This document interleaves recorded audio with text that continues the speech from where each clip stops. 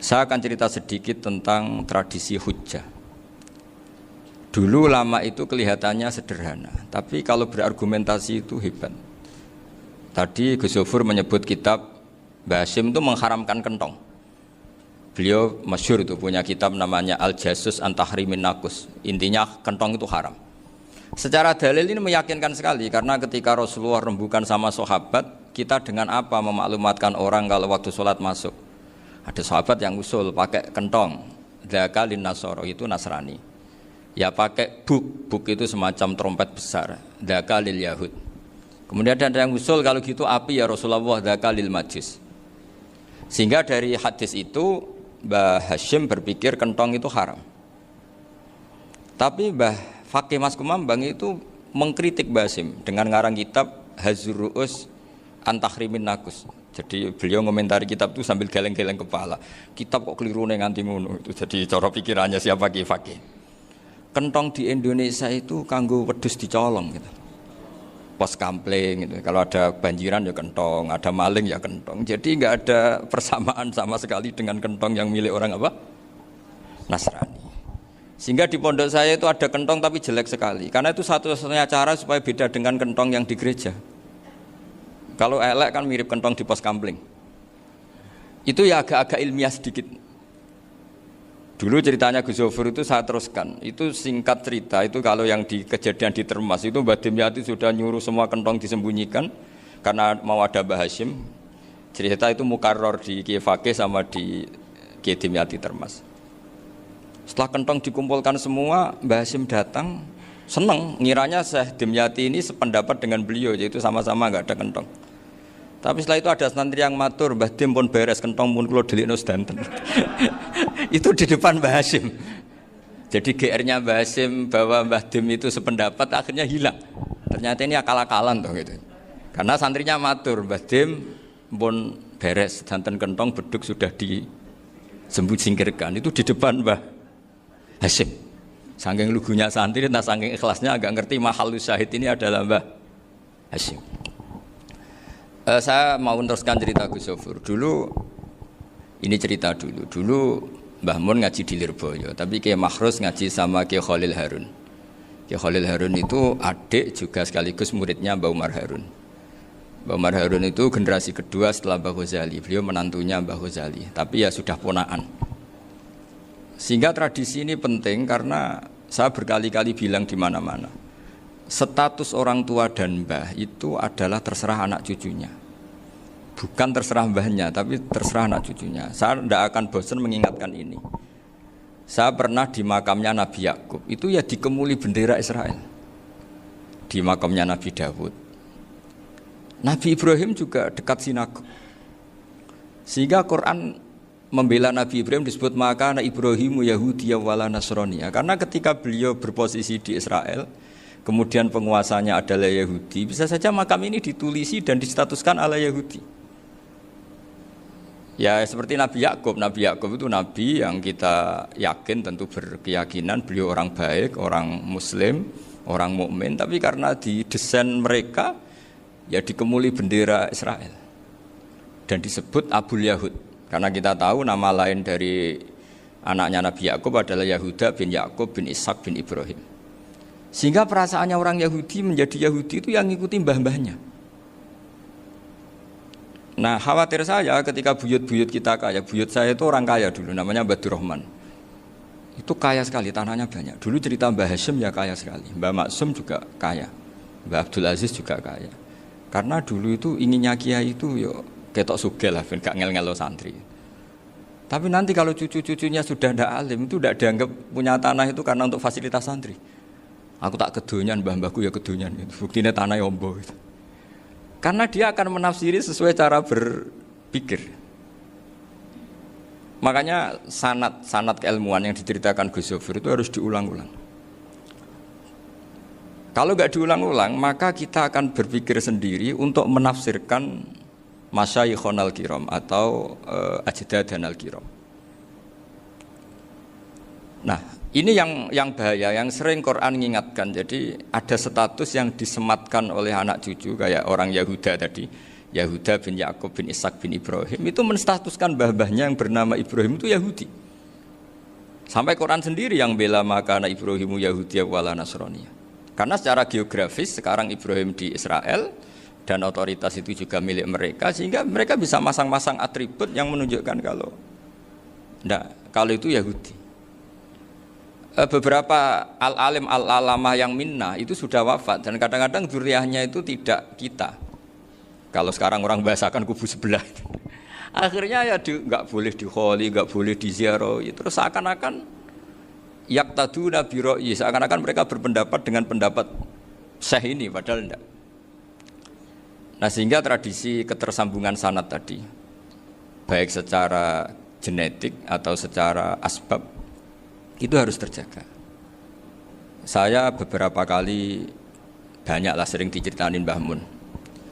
Dulu Mbah Munawir ini cerita ya, Mbah Munawir itu saking senenge kitab, ben santri ini iso ngaji kitab. Itu kalau ada alumni Lirboyo, alim disuruh baca muin di sini itu Mbah Munawir ikut. Saking ingin tasjiknya, ingin ngajari santri bahwa ngapal Quran udah hafal tok, tapi yo paham. Dan penggalinya Mbah Munawir itu sampai klimaknya dulu Mbah Zaini itu nate nikah sama Nyai Komariah kalau nggak salah, binti Karim, binti Manap. Punya putra Gus Habib, Gus Toha yang diantara putrinya dinikahi Gus Rosin ini. Terus akhirnya kesampaian juga ketika Mbah Munawir punya mantu alim alamah namanya Mbah Ali Maksum, angsal Nyai Hasyimah. Sampai pondok Kramjak makruf bil ilmi, terutama ilmu sorof dulu karena Mbah Maksum itu komplain, fa'ala yafulu kok terus fa'lan ya, fa'ala yafulu ya uf'ul gitu kan, masuk fi'il kok jejer isim gitu. Jadi dulu kata Mbah Mun itu ada persaingan ilmu sorof, sorofnya Mbah Maksum Ali Kuaron sama Mbah Ali Maksum Jogja. Jadi wali antok, yang satu Maksum Ali Kuaron, yang satu Ali Maksum. Ya itu dulu saingan ngarang sorof. Nah ini yang menang siapa? Ya terserah duriannya. Kalau duriannya keren ya menang karena terserah yang kampanye. Saya bayangkan adekan Mbah Zubair tidak punya anak sealim Mbah Mun, mungkin kalau Mbah Zubair juga tidak sewow kalau punya putra Mbah Mun, karena saya berkali-kali bilang kalau dalam syair Arab itu kama takarroma, kadang dilafatkan kama tasyarrofa bi Muhammadin adnanu. Orang berpikir Adnan itu siapa? Itu karena ada Nabi Muhammad SAW. Orang mencari-cari Mbah Mun itu mencari Mbah Zubair karena ada Mbah Mun. Orang mencari Mbah Dahlan karena ada Mbah Zubair. Wong kok alime ngono iku bapake sapa? Wong kok alime ngono iku putune sapa? Tapi kalau kita ini sudah ndak alim, ini orang sudah enggak tertarik nyari-nyari leluhurnya karena dianggap selesai.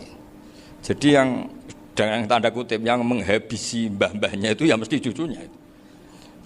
Ini mbok ngamuk, mbok peringatan, tapi ini juga peringatan pada diri saya sendiri. Jadi sehingga dzurriyyah ini penting. Kenapa para nabi mesti donga dzurriyyatan thayyibah? Kenapa selalu berpikir tentang dzurriyyah? Wa ja'alaha kalimatam baqiyatan fi aqibi. Karena dzurriyyah ini yang nanti bisa menstatuskan leluhurnya.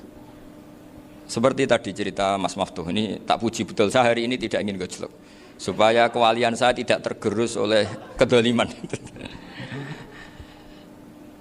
Saya pernah diceritain Gus Zofur, juga sering baca buku tentang Mbah Maksum. Dulu Mbah Maksum kalau wasiat kembali ya gitu, kamu harus NU dan harus mempertahankan NU, tapi tidak dengan cara membenci Muhammadiyah.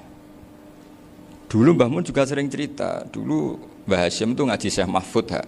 Nah, Mbah Ahmad Dahlan dulu namanya Darwis, sering ngaji sama Syekh Khotib Minangkabau. Zaman itu Syekh Khotib sudah modern, sudah ikut gerakan Abdu, gerakan Almanar. Sehingga bawaannya Mbah Ahmad Dahlan ini agak agresif. Yang Mbah Hasyim karena hanya mulazim di Syekh Mahfud, hanya sesekali ngaji Syekh Khotib, beliau lebih seperti itu.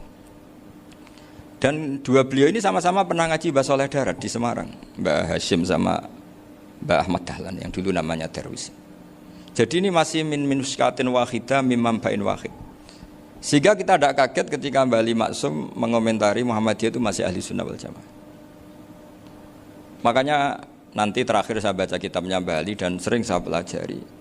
Andai kan kita ini sepakat dengan ilmu, ya kita tahulah. Kalau Abu Hanifah itu tidak kunut, Imam Syafi'i kunut, berarti kunut itu mazhabnya Abu Hanifah, bukan mazhabnya Mbah Ahmad Dahlan. Apa tidak kunut itu mazhabnya Abu Hanifah, bukan mazhabnya Mbah Ahmad Dahlan. Kita kunut itu mazhabnya Imam Syafi'i, bukan mazhabnya Mbah Hasyim. Ini semuanya masih dalam bingkai ilmu. Adzan qabla subhi juga riwayatnya jelas. Tidak adzan ya sudah perilaku kita sudah jelas. Dulu Mbah Mun sering didik kita gitu. Saya sering dengar cerita kalau dulu Pak Arif Fakhruddin begitu hormat sama Mbah Ali, apalagi dzurriahnya Mbah Azhar Basir, karena beliau dulu do ngaji di Termas. Dulu itu nggak ada masalah karena semuanya dianalisis pakai ilmu. Tapi sekarang pakai identitas, yang kunut itu NU, yang nggak kunut Muhammadiyah. Berarti Abu Hanifah itu Muhammadiyah, Imam Syafi'i itu NU. Berarti Imam Syafi'i itu ya anak buahnya Ki Miftahul Ahyar kira-kira gitu kan anak buahnya Pak Said Akil. Kan terus jadi repot. Dulu kita ini pengagum ilmu, bukan pengagum perbedaan. Sehingga di sini yang saya kagum dari sekian ceritanya Mbah Ali Maksum, supaya kitab ini to the point, supaya nggak lama-lama karena waktunya juga. Nanti kalau kemalaman ini kena semprit ini sudah. Ini diantara yang diceritakan Bali itu unik. Imam Syafi'i itu sering tawassul, sering wasilah sama siapa itu? Abu Hanifah. Ini sudah tak petakan, saya baca yang sensitif lah, so yang ini ya. Ziyar al-Babus Samin, terus sebentar ini yang bab tawassul.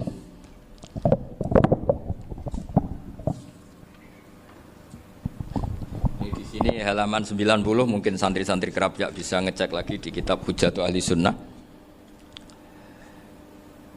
Ketika cerita tawassul, di antara yang diceritakan Mbah Ali Maksum adalah perilaku ya, bukan sekedar statement tapi apa? Perilaku.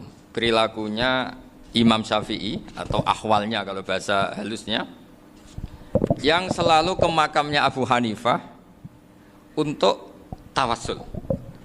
Padahal Imam Syafi'i itu orang yang secara ilmu sering kritik Abu Hanifah. Jadi ini saya baca ini di halaman 100, jadi tawassul mulai halaman 9 berapa ini sampai halaman ini yang qala sami'tu Syafi'iyya yaqul inni la atabarraku bi Abi Hanifah wa aji'u ila qabri fi kulli yaumin zairan fa idza uridat li hajatun shallaitu rak'atain, halaman 100, waji'tu wa sa'altu wa ta'ala al hajat indahu fama tab'udu anni hatta tuqda. Kanal Imam Syafi'i ayyama huwa bi Baghdad yatawassalu bil Imam Abi Hanifah yaji'u ila dorihi fayusallimu alaihi wa yatawassalu ila Allah bihi fi qada'i hajati. Terus wa yatawassalu Imam Ahmad bi Imamina Syafi'i.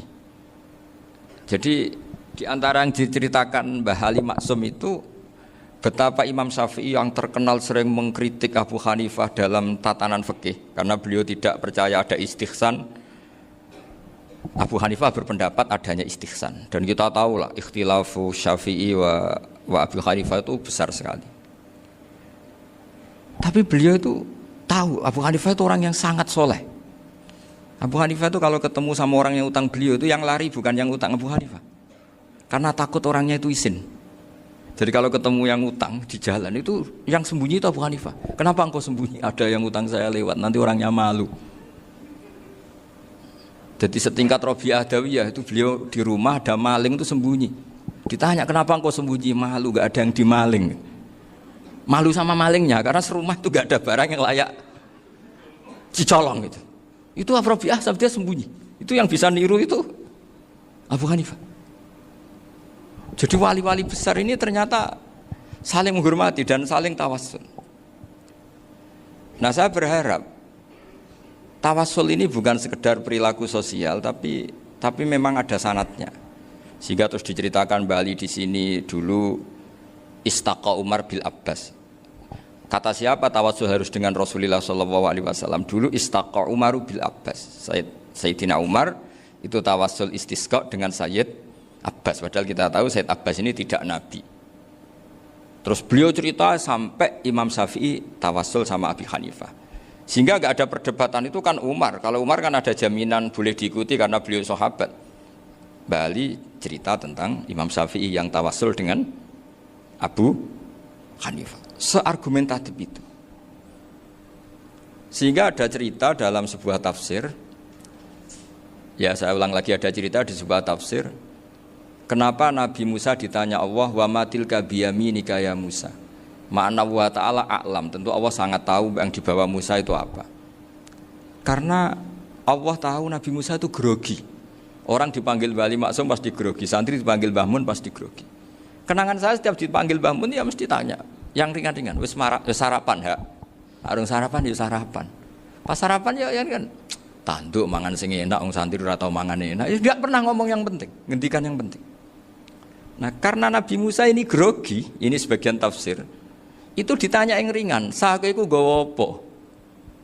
Karena pertanyaannya ringan, Nabi Musa juga ringan. Ya Nabi Musa itu sampai lali, itu pangeran sing ya'lamu sirra wa akhfa. Diterangno. Niki tongkat Gusti.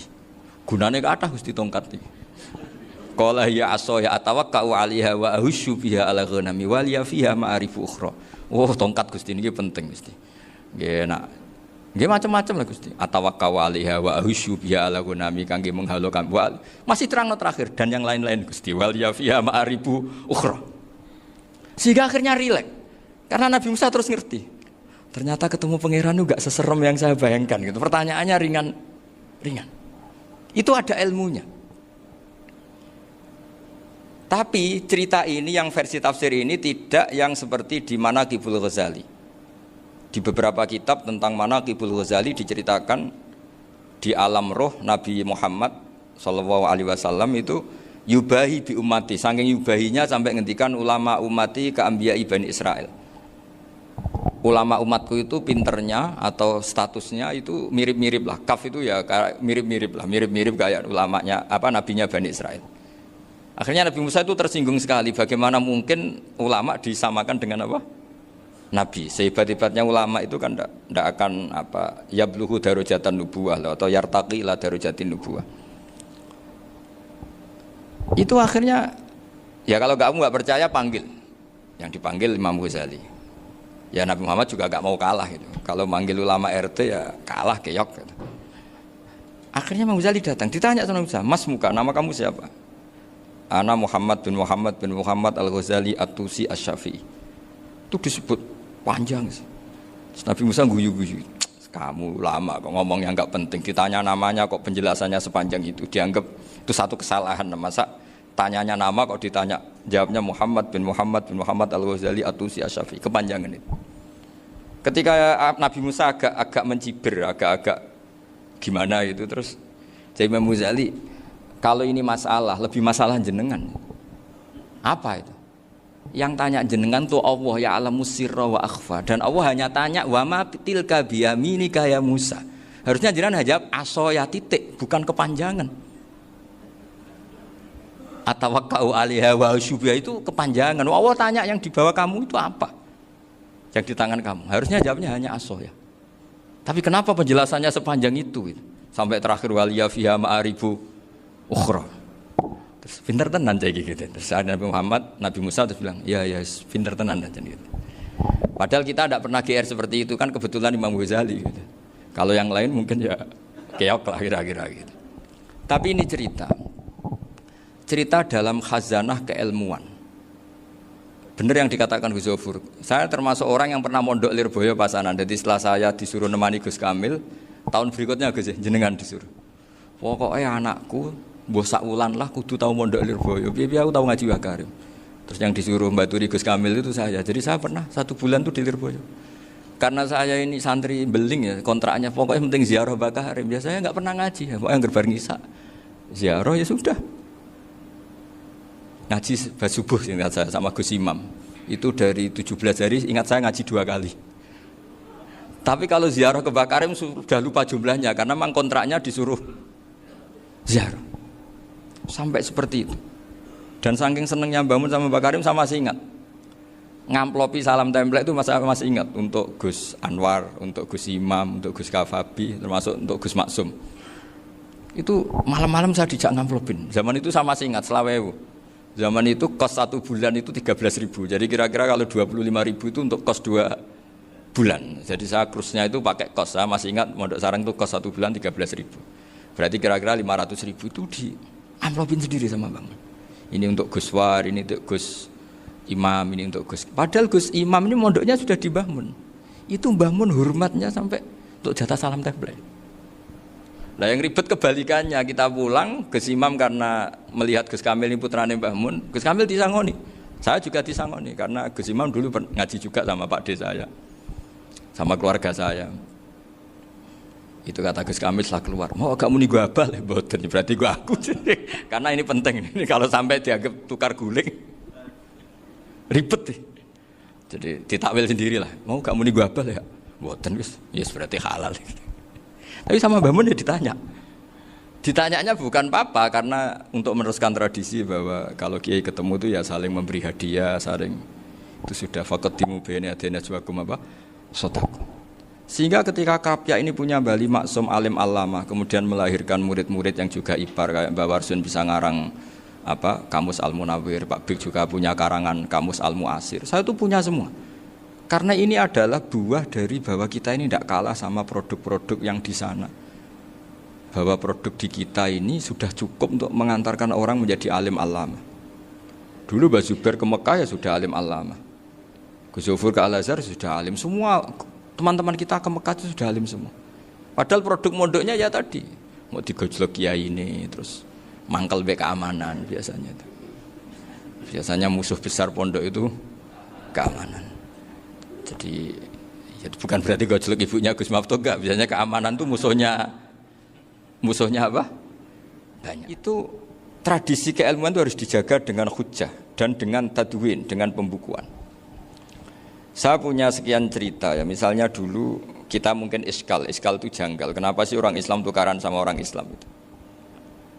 Sehingga di antara doa Nabi yang enggak dikabulkan Allah, enggak boleh dikabulkan sama Allah enggak boleh, bukan berarti enggak mustajab. Redaksinya famana aniha, memang enggak boleh. Redaksinya bukan falam yastajib lahu tapi famana aniha. Di Al-Marrah As-Salisa ini Nabi dilarang, yaitu melarang umat Islam itu jangan sampai tukaran sama umat Islam sendiri. Itu kata Allah, ya tidak bisa kata Allah, kalau itu tidak saya kabulkan. Itu dulu guru-guru kita nyontohkan sederhana. Kira-kira kalau saya tukaran wek Gus Zofuru, Mbah Mun luwih ikhlas timbang ditukari wong liya. Nek ana kakak ditabuk adik, wong tua luwih ikhlas timbang ditabuk tangga. Barokahnya membaca kita lebih mentoleransi. Kalau ada Mbah Hashim dikritik Mbah Fakih Mas Kumambang, kita ikhlas itu. Tidak dikritik guru PAUD, itu kan. Atau dikritik orang-orang yang nggak bisa ngaji. Artinya ternyata keliru kita bilang kiai kok tukaran. Justru bagus kiai tukaran. Dibanding kiai dikritik guru PAUD atau dikritik orang-orang yang nggak bisa baca kitab. Akhirnya barokahnya baca kita menjadi tahu. Dulu Mbah Mun sering cerita, ini masih cerita silsilah ya. Jadi Mbah Ali Maksum tadi kita tahu di antara guru besarnya Mbah Ali Maksum tentu Mbah Mahfud Termas. Beliau adalah adik dari Kiai Mahfud Termas. Mbah Dimyati ini adik Kiai Mahfud Termas. Itu punya saudara namanya Abdul Razak, juga punya saudara namanya Dahlan. Itu yang membawa Thariqah Syadziliyah di Solo Raya, yang sekarang alhamdulillah diteruskan Gus Wafi. Dulu di antara pesannya Mbah Mun ke saya, hak Wafi kandani kon ziarah ning Mbah Dimyati. Mergo Thariqah Syadziliyah dulu itu yang bawa keluarganya Mbah Dimyati. Jadi semuanya ini masih dzurriyyatan ba'duha min ba'd. Nah pesan saya karena tadi Mbah Munawwir yang termasuk orang pertama yang bawa Quran, bawa qiraah sab'ah. Kenapa saya bilang termasuk? Karena kalau bilang paling yang pertama ini nanti butuh data.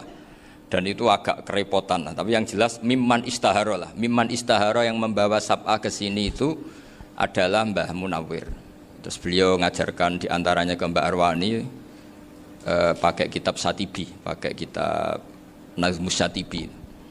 Terus Nazmus Satibi itu diteruskan oleh Mbak Arwani, ditulis. Yang nulis dulu Mbak Dola Salam. Bapak saya itu murid Mbak Dola. Dulu Mbak Dola sebelum ke Mbak Arwani ngaji sama Ki Said di Sampang. Bapak saya sebelum ngaji di Mbak Dola sudah hafal Quran lewat buyut saya sendiri namanya Ki Zubaidi. Yang Ki Zubaidi akhirnya jadi menantunya Mbak Ahmad Syuaib. Jadi buyut saya kandung ini namanya Sofia, itu angsal keluarga Lasem, yang adiknya Sofia ini punya adik Badiah yang jadi ibunya Ki Sahal. Terus Ki Sahal punya Mbak Yu namanya Muzayanah, punya di garwa Ki Mansur punya anak Gus Qayyum. Jadi dulu ibu saya, ibunya Gus Sofur, ibunya Pak Maftu itu semuanya di Lasem. Karena saya dari keluarga Gen ya Lasem, dari keluarga sanad guru ya Lasem. Tapi Lasem Bahdawi itu dulu ngajinya di Mbah Umar Harun di Sarang. Mbah Umar Harun ini menangi Sayyid Ahmad Zaini Dahlan. Sayyid Zaini Ahmad Zaini Dahlan ini punya cucu keempat yang hidup di Sedan, terus makamnya di Lasem, namanya Habib Haidar, itu yang nulis biografinya Mbah Maksum. Mbah Maksum bukan Bali, biografinya Mbah Maksum. Itu ditulis oleh Habib Haidar, namanya Haidar bin Hasan bin Sodaqoh bin Ahmad Zaini Tahlan. Nah, Habib Haidar ini menantunya Sayyid Hamzah Sato. Hamzah Sato itu Hamzah bin Abdullah bin Umar, itu kakaknya Sayyid Abi Bakar Sato, Sohibul I'anah. Nah, Sayyid Umar ini yang dulu ngajari mbahnya Mbah Mun namanya Ahmad bin Su'aib. Nah, di antara ajarannya adalah baca kitab-kitab kecil yang bisa dihafal. Dibawalah ke sarang jadi metode muhafadzah. Tapi kemudian lama-lama oleh pondok itu jadi syarat kenaikan kelas. Dulu nggak ada muhafadzah untuk kenaikan kelas ya, supaya orang alim itu harus hafal. Lama-lama dipakai syarat untuk muhafadzah. Jadi semua ini sanad harus kita ingat supaya kita bisa menjaga tradisi. Termasuk tradisi ini kiai seneng jagungan, terus ngomong penting. Itu juga sanad. Setahu saya Mbah Mun itu kalau ketemu bapak ya guyon terus. Saya punya kenangan tuh yang dulu agak iskal tuh begini. Ada isu lah, entah isu entah hoax entah apa, ada kaji itu agak beling itu, pokoknya beling lah gitu. Seneng siapa itu, rondo lah apa. Pokoknya beling gitu. Ketika Mbah Mun dilaporin tamu kalau kaji itu beling sama rondo itu. Mbah Mun tanyanya lucu. Lho ayu no cung. Wahyu banget, Mbah. Wahyu. Itu bapak juga bakas ayu nih. Dulu saya sekali ini kiai kok bakas wong ayu, bakas budine barang lah kira-kira gitu. Tapi setelah saya tambah alim, tambah ngerti itu, kata bapak gini, ya abek bakas ayu hak timbang iya, no malah kozaf. Ternyata seni. Sekali Mbah Mun atau bapak bilang, waji kok zino kaji, maka larinya ke kozaf. Maka menghindari bahasa menuduh, ngomong yang nggak penting. Loh ayu no. Jadi kiai dulu tuh orang sok suci tapi menghindari hal-hal yang jadi punya seni untuk ngelola kehidupan. Orang bermalam-malam jagungan sama teman asik itu kan perlawanan terhadap nafsu kita, syahwat kita untuk mungkin nikmati dugem di bar atau di tempat-tempat maksiat. Itu setan di Indonesia tuh kakuati sama Ki Jawa. Orang supaya tidak tertarik maksiat itu Ki Jawa cukup ketemu kancane masak terong guyon, gejolok-gejolokan zaman mondok, sewengi lulus sangka maksiat. Bar wis tutup. Perlawanannya sederhana, enggak pakai tahajud, enggak pakai wiridan, karena Ki Jawa juga koyoke rapati potongan ahli ibadah gitu. Itu jagungan gitu. Jadi setahu saya itu pernah lihat Bali itu sekali ketika beliau ngisi ceramah di Mbah Hamid Bedowi. Saya masih kecil diajak bapak. Dulu kalau bapak ngelihat Bali sama Mbah Hamid itu mesti nangis. Karena dua orang alim bertemu. Yang akhirnya ya bisanan itu. Mbah Hamid punya anak Gus Nasih, di sini ada Mbah Nafisa, terus jadi Mbak Salih Hindun itu. Jadi dulu itu ya guyon terus ketika ketemu. Itu yang sering bodoni Mbah Hamid itu ya Ki Bisri. Ki Bisri itu kalau datang ke Ki Hamid Pasuruan, nak wali tenan aku teko ditatak nomangan. Jadi ukurannya ya. Ternyata sampai sana dikei mangan tenan. Masih belum mengakui, kan nak wali tenan aku iki kiai rung di mobil, dongakno aku di mobil. Sudah kalah satu seri itu masih gak terima. Lalu itu Mbah Hamid akhirnya berdoa, ayo monggo, mugi-mugi Ki Bisri gak ada mobil. Itu setelah didoain masih tanya, mereknya apa merek?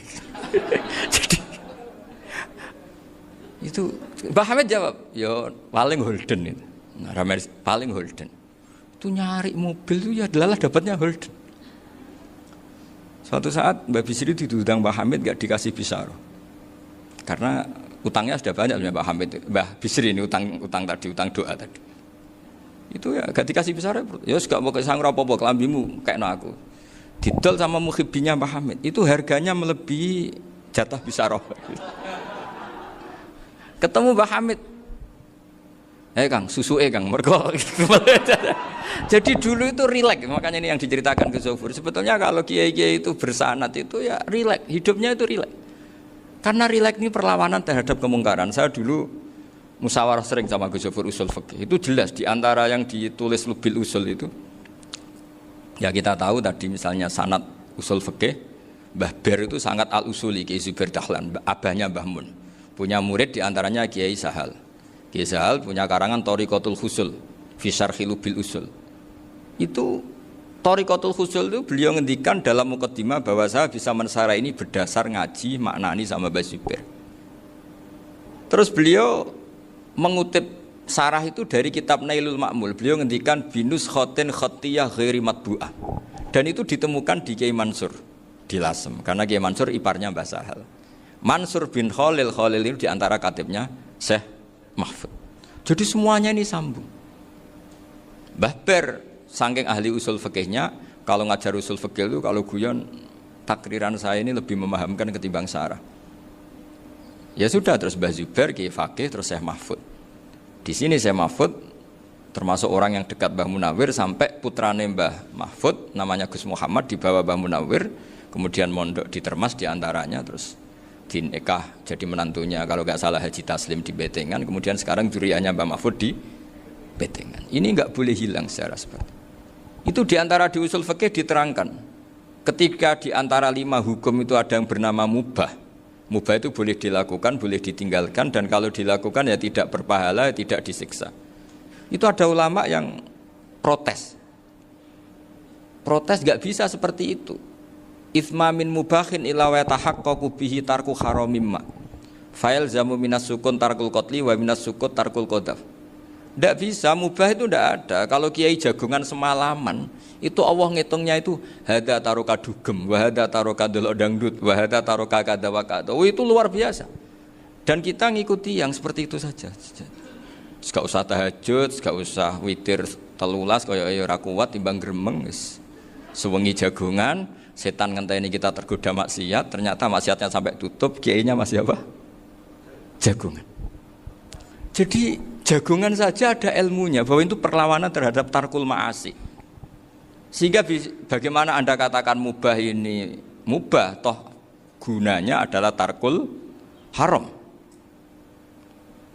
Meskipun efek mubah juga bisa tarkul wajib, wae bojo blonjo turu. Karena wae ngrumat ibuke turu. Itu halal wajib. Jadi mubah itu resikonya ya bisa tarkul wajib, bisa tarkul haram. Sehingga kalau sanad ini terjaga secara baik, secara kultur, saya sering juga jagungan sama Gus Yofur, itu mesti tak niati gitu. Jagungan wong alim kuwi ibadah, dan menikmati ibadah adalah dabul auliya wa dabul ulama. Kata Imam Ghazali, pada akhirnya waqud buhadatin al-istilzat bil mubahat. Kata Imam Ghazali, pada akhirnya qutbu hadatin, madaru hadatin, pokok dari agama ini adalah melawan kemaksiatan dengan kita menikmati al-istilzat bil mubah. Kita menikmati sesuatu yang dibolehkan Allah Subhanahu wa taala. Dan seperti ini itu bisa qasmu dhuhri syaitan, bisa menghancurkan punggungnya setan. Karena kalau melawan setan dengan ibadah ini kadang kita capek selain isra potongan. Tapi nak kangkang ning komplek H gitu jagungan mbek kancane, ngenang melarate, mbok ngenang ora sekolah, ra munggah kenangan. Sing ra munggah diarani istiqomah. Gitu kan. Diarani tulus zaman, kok sing munggah dianggap kesusu.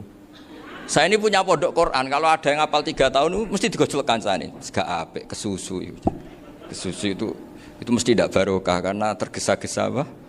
Hatam.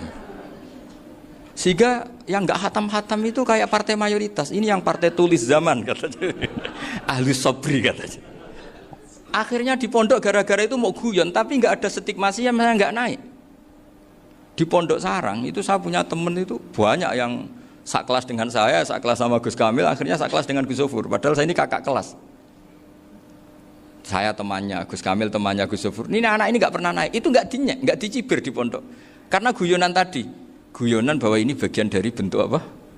Istiqomah. Nanti yang goblok juga tenang. Karena kiainya cerita, kadang santri goblok ya barokah. Di sini pondok akeh santri ora tau sinau ning omah dadi kiai gede. Selalu kiainya tuh cerita seperti itu. Akhirnya sing goblok ya bangga dengan kegoblokannya. Iya, jadi kiai itu orang yang meskipun guyon ini barokahnya Masya Allah. Dan setahu saya kiai-kiai alim itu ya senengannya guyon, karena tadi guyon itu luar biasa. Bapak saya itu kalau pesan sama saya itu enak ngaji wis guyon nice. Wong ning omah mikir utang, mikir wedi bojo macam-macam, kok ngaji kok jak nangis pisan, nangis ping pindho gitu. Sudah jak guyon ae. Paling gak lali. Dan beliau punya dalil kul bi fadlillah bi rahmati fa bidzalika falyafrah. Jadi jangan sampai orang ini farah bil maksiat, jangan sampai orang itu. Dan ini yang saya kenang dari sekian cerita murid Bali. Mbah Ali Maksum ya senangane guyon. Gejol-gejolkan mbek santri guyon. Ini saya maklumatkan ke semua santri beliau bahwa ini bukan sekedar guyon, tapi al-istilzat bil mubahat. Ini adalah perlawanan terhadap setan karena banyak orang bisa senang tuh kalau nunggu maksiat. Ini bisa senang dengan sesuatu yang tidak maksiat. Itu kayak apa hebatnya? Makanya Nabi itu kalau ketemu sahabat ya sering ngendikan yang ringan-ringan. Ya Umar ma'afalan duher jong mana piye ije. Kalau ketemu anak kecil ya.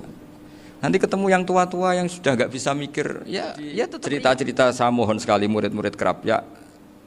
Jangan hanya ngaji fikih. Kalau hanya ngaji fikih itu posisi Abu Hanifah itu seakan-akan nyun sewu orang yang sangat tidak ahli hadis. Karena beliau di situ kelihatan kalah sekali dengan Imam Syafi'i.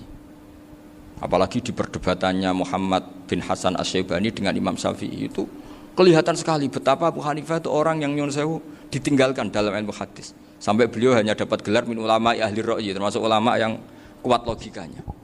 Juga harus baca kitab-kitab seperti ini. Ternyata di balik Imam Syafi'i mukhalif pada beliau di bab-bab fikih, perilakunya sangat hormat. Sampai beliau tuh kalau tawassul ke kuburannya Abu Hanifah. Dan beliau ngendikan an-nasu fil fiqhi iyalun ala Abu Hanifah. Semua orang yang ahli fikih itu masih anak buahnya Abu Hanifah. Saya berkali-kali cerita, mazhab Syafi'i itu alatut tadhir hanya dua, yaitu alma wa turab. Abu Hanifah nambahi wanar. Alasannya Abu Hanifah orang mukmin yang dosanya banyak itu dibakar di neraka, dan alasannya Allah litadhirihim untuk mensucikan mereka. Sehingga pikirannya Abu Hanifah an-nar itu min alatit tadhir. Apa yang terjadi ketika bata itu batu bata yang dibakar di situ campur teledong campur apa-apa itu kalau sudah mazhab Abu Hanifah selesai sudah suci karena sudah ngelewatin pembakar. Meskipun kita tidak akan kalau kehilangan air terus wudu dengan api bisa bunyak semua itu. Tapi apapun itu menjadi solusi. Sehingga saya punya kitab namanya Ikhtilafu Malik Ikhtilafu Malik wa Abu Hanifah atau Ikhtilafu Syafi'i ma Abu Hanifah. Itu kelihatan sekali kalau Abu Hanifah itu nyuruh saya posisinya kalah. Karena yang ngarang orang-orang Syafi'i. Tapi kalau melihat kitab-kitab kewalian, misalnya di kitab Mizan Kubro ini juga sering disebut kisah itu Mbak Ali Maksum tentang Imam Sa'roni. Berkali-kali beliau mengutip Mizan Kubro. Itu Abu Hanifah adalah orang yang sangat mukasyafah. Artinya ketika Nabi cerita air wudhu itu menjatuhkan dosa, tidak ada air wudhu yang jatuh ke kamu kecuali saat itu juga dosa kamu jatuh. Itu beliau datang ke Madharota Kufah. Kemudian beliau bilang sama si orang tua tadi, tub anizina. Orangnya terus bilang atubu minazina.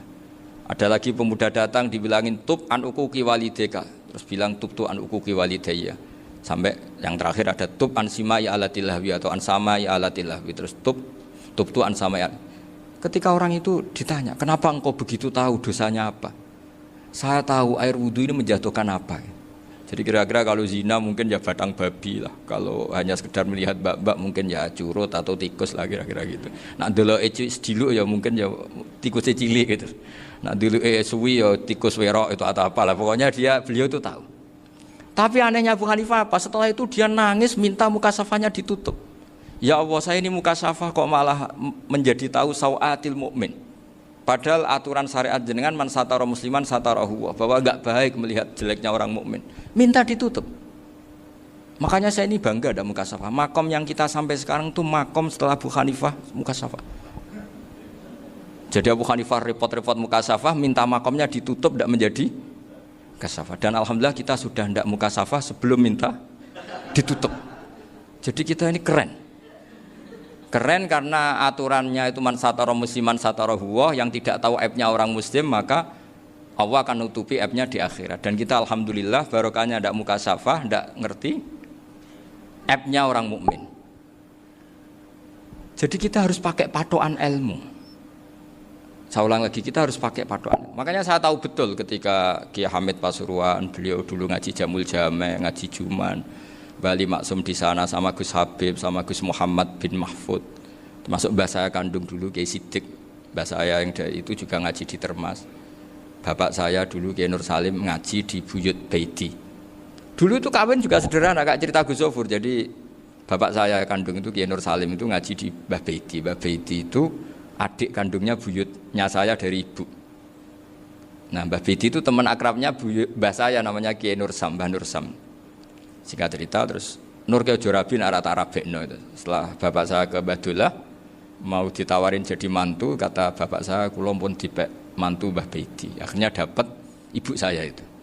Karena ibu saya itu cucu Mbah Bedi, cucu lambung. Jadi mbahnya ibu saya itu Mbak Yunya Mbah Bedi. Namanya Mbak Sofia tadi yang dapat Mbak Idris itu. Yang Mbak Idris ini bin Umar. Ya Mbak Umar yang mbahnya Mbak Hamid. Hamid bin Abdul bin Umar. Kalau bahasa itu Fatimah binti Idris bin Umar. Dulu kecilnya Mbak Idris namanya Abdul Khalik. Kalau kecilnya Mbak Hamid namanya Abdul Mukti. Kalau kecilnya Mbah Maksum namanya Muhammadun kalau nggak salah. Dulu itu orang dulu itu namanya dua-dua karena diganti ketika musim apa? Haji. Jadi ini terjaga. Sehingga tidak ada ceritanya kiai-kiai yang jagongan kemudian santrinya itu yang agak-agak khawarit. Kiai kok sungi-sungi jagongan, gak tahajud, gak duha, itu tidak ada seperti itu. Karena ini dianggap fi'lul mubahat untuk melawan mungkarat. Jadi sehingga di kitab Ikhya diterangkan, kamu jangan ngira orang-orang soleh ketika jagongan itu min ahlil bitolah wa takasur. Itu orang-orang yang pemalas itu enggak. Tapi mereka bisa mengasyiki Allah. Bahwa dalam jagongan ketemu teman ya asik, gejul-gejulkan sama Pak Maftuh ya asik. Dan keasikan ini bentuk perlawanan terhadap keasikan harus dengan maksiat. Itu kayak apa kalau kita ngaji sampai seperti itu? Termasuk tadi yang diceritakan Pak Maftuh kitab Hunyah. Semoga beliau cerita juga pernah belajar. Saya pernah belajar kitab Hunyah khatam. Itu diantara yang diceritakan Syekh Abdul Qadir Al-Jilani tadi kata beliau Al-Jilani dipakai Jim Al-Jilani. Ini agak beda dengan kita. Mbah Zubair itu punya kitab namanya Al-Qalaid Al-Luluyah. Beliau menfatwakan nama-nama ajam itu kamu bebas. Ajamiyun fasna bihi masyita. Sehingga kita kalau punya kiai harus mau qolal ustukhri. Sehingga mau qolal istukhri. Tirmidzi juga nasibnya sama. Qolat rawahut Tirmidziyu. Sehingga rawahut Turmudziyu.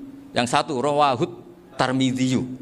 Ya karena kita keluarganya Tarmidzi apa enggak gitu. Makanya kata Mbah Mun sama masih ingat. Kata cerita Gus Zofur tadi, adabnya Gus Zofur itu cerita tentang keluarga ibunya. Padahal keluarga ibunya juga orang-orang soleh yang luar biasa. Itu kata Mbah Mun, kowe roh jenenge Imam Bukhari tahu ya. Jenenge sapa? Saya nyebut Muhammad bin Ismail bin Ibrahim bin Muhirah bin Bardasbah. Lah iya Bardasbah mbok waca Bardisbah ya oleh cara kene mbok Parmin mbok Parlan. Jadi Bardisbah mbok Bardasbah iku cara kene ya Parmin Bapak. Iku rak Mbah Fadl Senori dadi kabeh diwaca Arab. Jenenge Mbah Umar Harun. Dhisik ya wong Sarang, Mbah Harun mbok Kirun ya ora roh, wong dhisik ya wong kuno. Jadi kalau versi Mbah Fadl termasuk yang pertama bikin nasab Mbah Maksum itu tulisannya Mbah Fadl yang dikutip Habib Haidar tadi. Ya saya seperti Gus Zofur juga mencari-cari hubungan ulama-ulama di Jawa. Itu Mbah Mun kalau bicara mbahku ono sing jenenge Kiai Serut. Kalau ditulisannya Mbah Fadl itu Syaraf. Jadi Mbah Fadl itu fanatik orang-orang alim itu ditulis Arab, kalau Mbah Mun itu Jawa.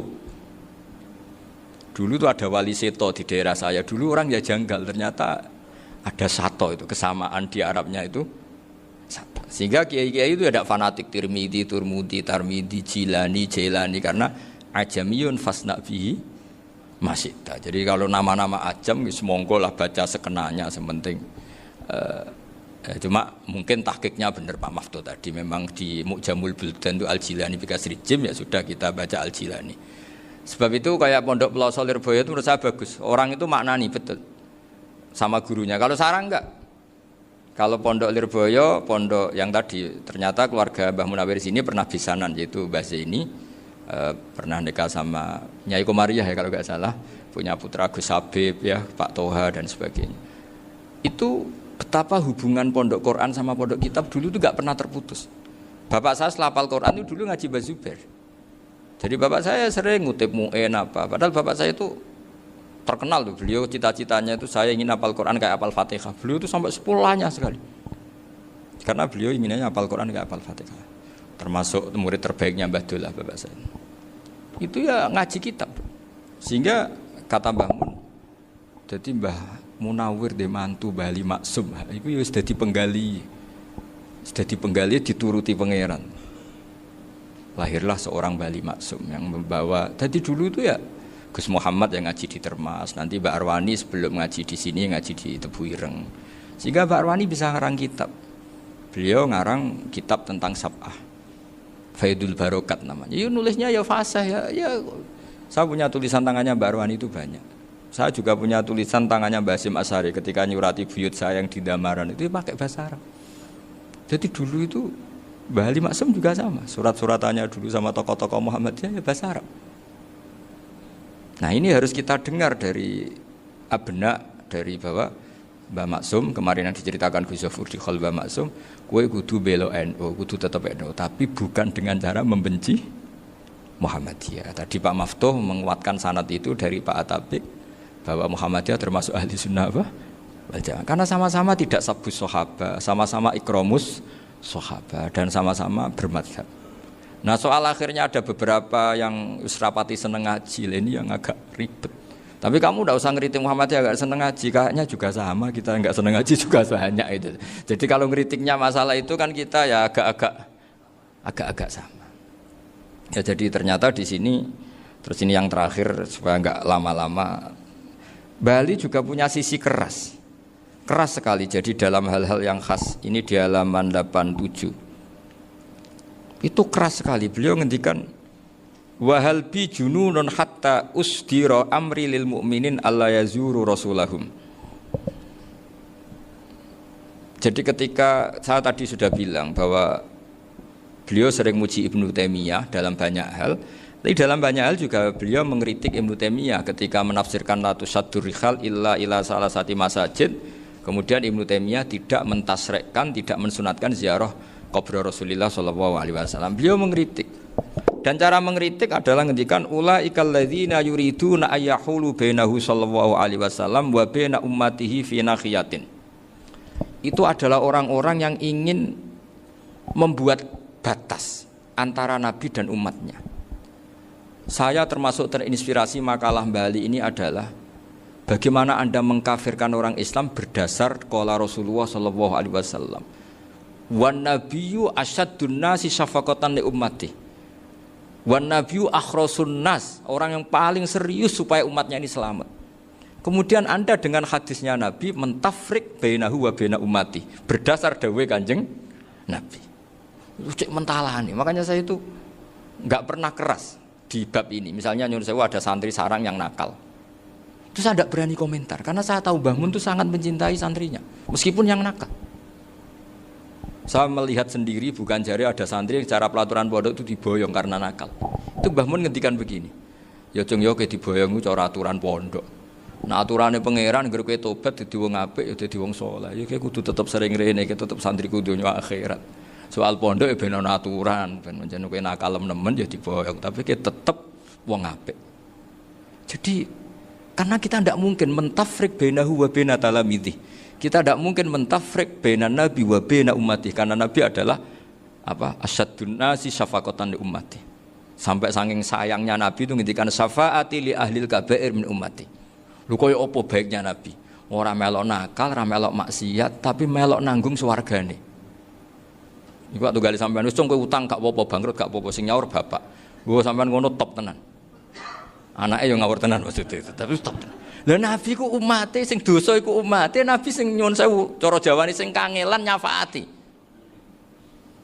Karena nabi gak boleh dipisahkan dengan umatnya.